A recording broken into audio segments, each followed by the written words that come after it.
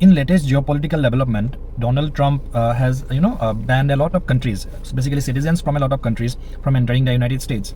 According to Donald Trump, this is basically a crackdown on illegal immigrants and the nationwide crisis that America is going through because of all the immigrants from other countries which are basically taking their jobs and also using a lot of resources in the United States. So what began in June in 2025, it started with 12 countries. The first 12 countries were banned from traveling to the United States. This number has now increased to as many as 30 nations are now banned from traveling into the United States, and this basically started after an Afghan national was arrested for an alleged shooting of the National Guards in the United States. According to the Trump administration, most of these countries which are banned has a very high high amount of corruption, and also there is a lot of fraudulent documents which are used by these people to travel to the United States. And also at the same time, these immigrants or these people who come from other countries, they overstay in the United States, and basically they try to hide from the government, and they try to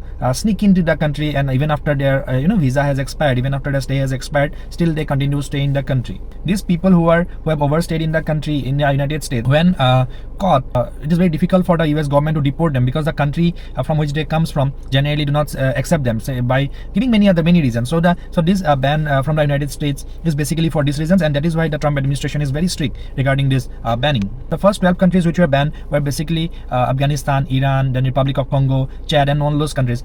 Recently, the new additional countries which were banned, Africa is a major hit now. So many of the African nations have been hit, and many of the African nations are now people from those nations cannot travel to the United States. So this visa ban is coming with a lot of other challenges, like the H-1B visas. So the H-1B visas through which migrants come from other countries to the United States, so that is going to be under a very strict scrutiny. Then also there is something about the fiancé visa, the people who got the spouse of the people who are married to the US citizens, what are those terms and all. So that is something which is also in talks nowadays. And also then again the Palestinian visa. Palestine is again some countries recognize it, some countries do not recognize. So that is also something that is in the news. Now with this travel ban, we can see that America used to be a country where it was it was a dreamland for a lot of people, and America was maybe one of the first countries in the world which made it open for the entire world, and this was a land of infinite opportunities.